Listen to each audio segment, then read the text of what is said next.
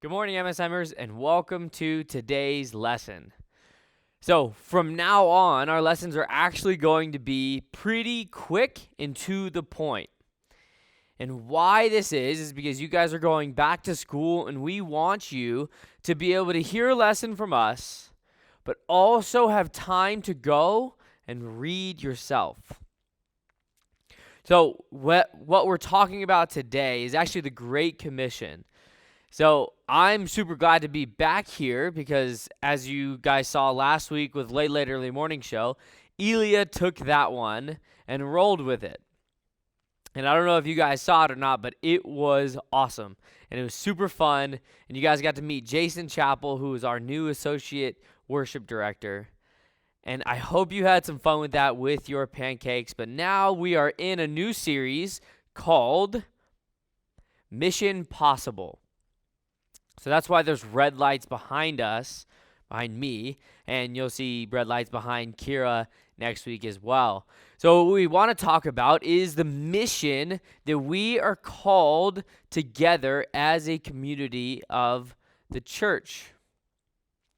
So we find this calling in Matthew 28, and it says, Jesus came and told his disciples, I have been given all authority in heaven and on earth. Therefore, go and make disciples of all the nations, baptizing them in the name of the Father and the Son and the Holy Spirit. Teach these new disciples to obey all the commands I have given you, and be sure of this, I am with you always, even to the end of the age.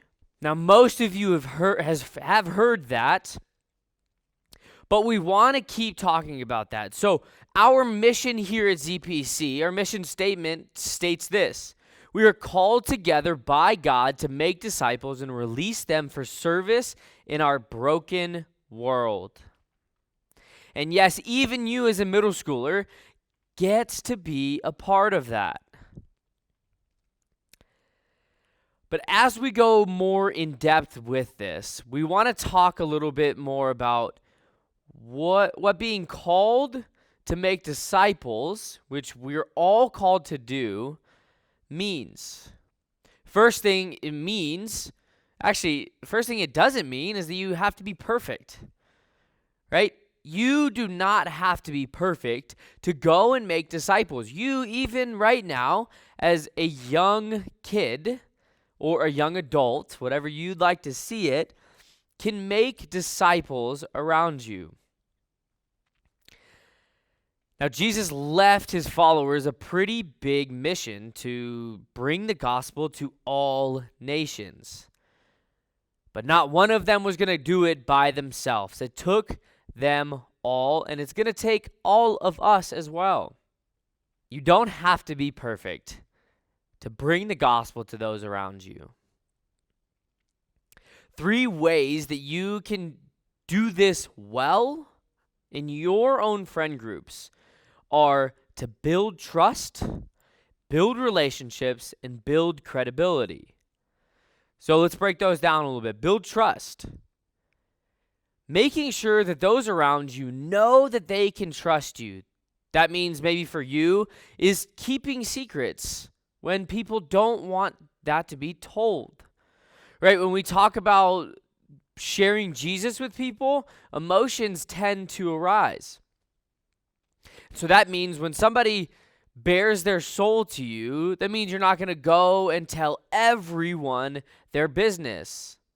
Now, if it's hurting them and you need to tell an adult, do that. But if it comes down to them just showing you their vulnerability and their emotional side, doesn't mean you get to go and tell everyone else. Build relationships. Build the relationships around you. Become friends with those around you that you are most in contact with, or those that maybe you aren't most in contact with, but you can build a relationship through just being their friend. And last but not least is build credibility. Building credibility means that people not only trust you, but they'll look to you in times of need or when they want to go somewhere to know that they can be vulnerable and have a trustworthy friend, and they know that you are loyal to them and to the people around you. These three things are not the only things that we can use to spread the gospel and to be a part of God's mission to bring the gospel to everyone and every nation. But there are a few ways that you can, right now as a middle schooler, be better in bringing the gospel to those around you. So lastly, I want to talk about how we need to be real. So we talked about how we don't have to be perfect, but we also don't want to pretend to be perfect. And we want to be real with ourselves. We want to be real with those around us. And we most definitely want to be real with God. Because at the end of the day, He knows what's going on in your life. He knows what you're feeling, what you're hurting. But He wants you to be real with Him. We get the opportunity to be real with a God that cares. Last thing I'll say about this, as we go out and bring the gospel to those around us, the world needs to see the real you. It doesn't need another follower of society. What this world needs is someone, that's you, to be real and to be real with God so that He can use you.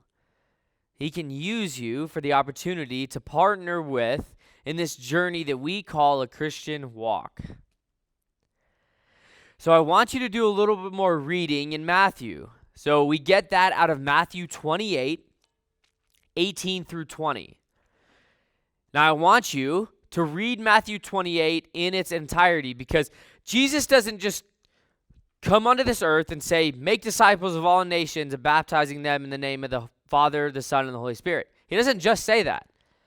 He spends years before that preparing for that time for when he left us to bring us the Holy Spirit.